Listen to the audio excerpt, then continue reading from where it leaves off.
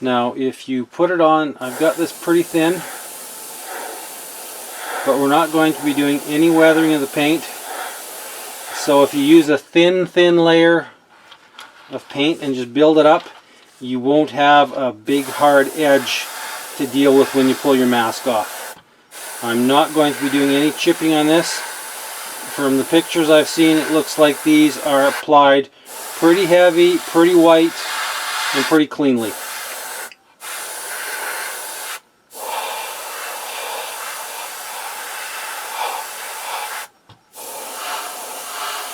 Now as you can see, I've got all the Pioneer equipment put in place.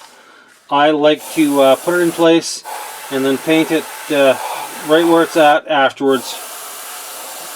Now a quick word about Tamiya paint. At least for me in our climate up here, thin it until you think it's good, and then thin it just a little bit more. Thin with Tamiya paints, thin is better than thick, and I'm running about 18-20 pounds psi of pressure.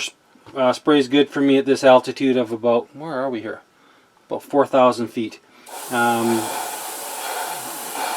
It's funny how different paint does react differently to atmospheric conditions.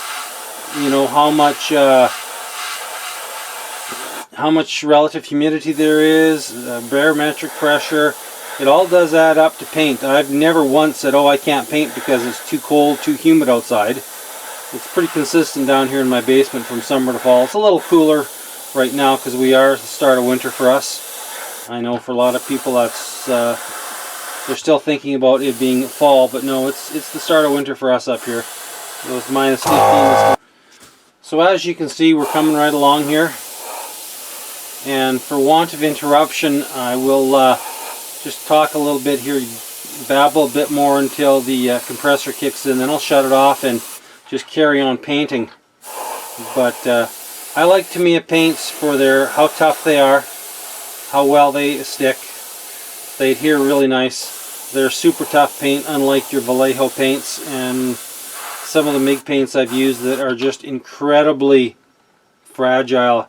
You know, you look at them crossways and they peel off when they run screaming into the night as they peel from your model. So I do like Tamiya paints, although Vallejo goes on really super smooth, gives you a really nice semi-gloss smooth finish. And other than the fact that they're so fragile and they clog up your airbrush, they do give a superb finish. Whereas the Tamiya are a little bit more temperamental in getting the right viscosity and the right pressure settings. Once you've got them set on your Tamiya, you're pretty much golden, but sometimes that takes a little bit more work with Tamiya than it does on Vallejo. But we're not going to paint the running gear. From what I've seen, most of the running gear was left in the green.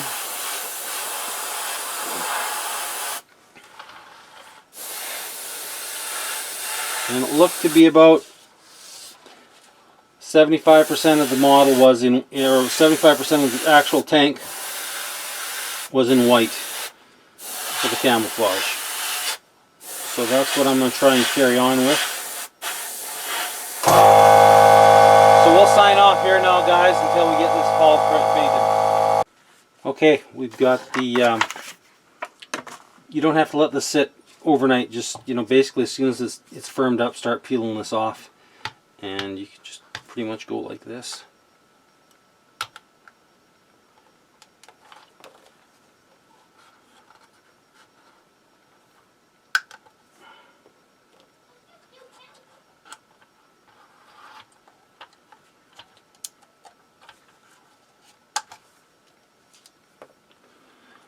So you've got a very cool, basically 4-color camouflage going on. Once in a while, like that pick just popped off. You just, you know, put a little bit of Tamiya Extra Fine on it, and it'll pop right back into place.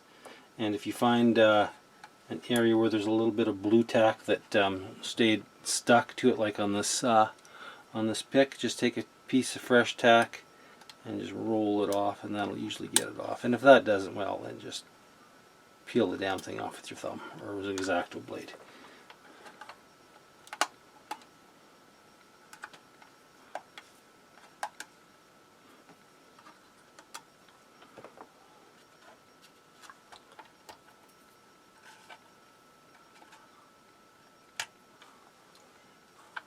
So this is looking actually pretty cool. I like that. I like that a lot.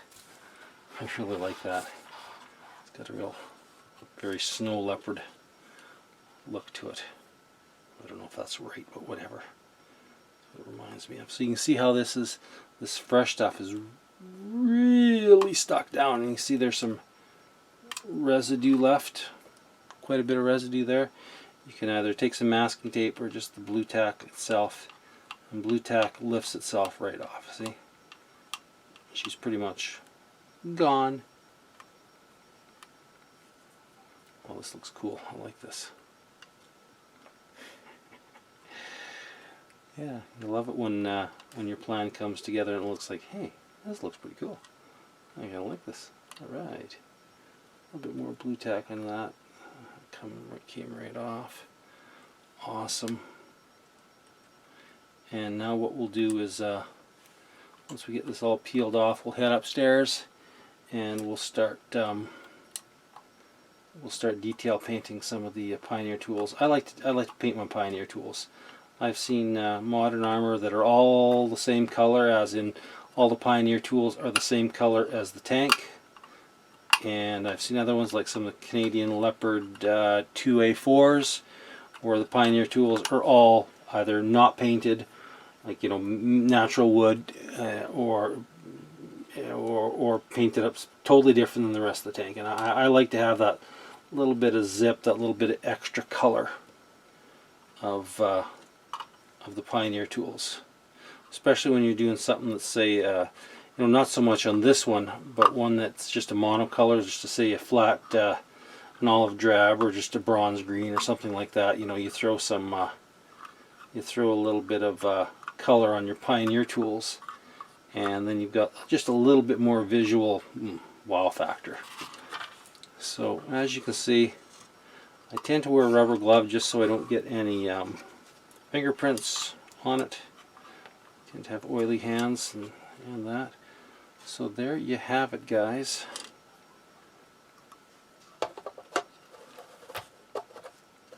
Is it 100% accurate? Yeah, I don't know.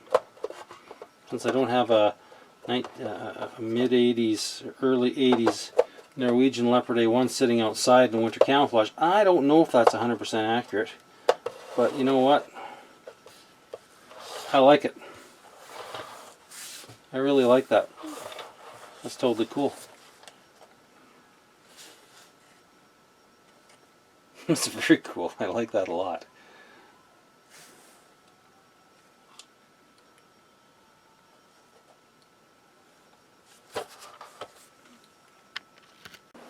So detail painting, we're just going to use US dark green and a 303 low Cornell brush, and we'll just drop a little bit of the paint in a palette, give it a little, get the moisture off, and then we'll basically just do a real fine detail paint of all the bits and pieces. Everything I've shown shows that the Norwegian Tigers were all basically a single green, a little bit slightly different shade that you're going to see on the rest of the tank. So that's what I'm going to go ahead and do. I just don't like the way this soft white has turned out on this. So what I'm doing is I've got some foundation white from Vallejo, and we've got it into a palette. We're thinning it down, and I'm going to sharpen up the edges, the demarcation edges on this white to make it just look a little sharper. That's part of the reason why I knew I didn't like it, and it just came out a little too gray for me. So I'm just going to brighten up the white and make it just a little bit more vibrant, a little more pure white, as opposed to the gray that I'm finding it what it looks like to be now. We've got her painted up, and we threw a coat of Tamiya gloss on it last night. So it's cured up 14-15 hours. That should be plenty. So what we're going to do is use the neutral wash for panel lines. We'll let that set up, then we'll throw some flat on it, and then we'll be using some of this, the MIG filter, brown for white, green camo, and then winter streaking grime. We'll hit those with that and a little bit of pastels. So I'm not going to cover the entire vehicle with this. I'm just going to catch panel lines like I have before. I've got that one video out on doing panel lines, and it's just basically we're just going to use a brush and we're just going to flow it into the into any areas where you want to get a little bit of highlighting, or in this case shadowing. This shadow will actually cause the rest of it to pop up, and actually will. By shadowing you can highlight. Basically that's all we're going to do around the entire vehicle. Just hit it with this, and once the now this is an enamel, so that's why you always want to use an acrylic, water or alcohol based clear on it. You could use way back in the day I used to use Tester's dull coat, but if you use dull coat and then you went over it with an enamel base, enamel wash, you always had the chance of everything getting all mucked up and peeling. Or if you'd leave it for a month, it could harden off and cure enough. I remember back in the day we used to just completely engulf a model in black or brown, which was basically a filter, but we just called it a wash, and it would really alter your colors, really give you those, you remember those old Verlinden kits from the 80s, they're almost jet black. It's because that's what we used to do. You know, you just immerse the model in the black or the dark brown, and then wipe it off. I like this better, a much more controlled application of shadows. There, we'll just go around and finish, and we'll do the entire model like that. I'll say just get a little bit on there, just do a point and let it run in. Now you have to, it has to be clear, it has to be a glossy finish for the paint to flow. If you try and do it on a matte finish, it's not going to work. Satin, a little bit, but a good glossy surface will certainly help with that. And then of course, I'm not putting any decals on this. I couldn't see any really decals. Like I said, I'm taking a lot of artistic license on this Norwegian leopard one because I have not been able to find a whole bunch online, other than just, you know, some kind of far away pictures. But yeah, we'll finish up with the tank and we'll go from there.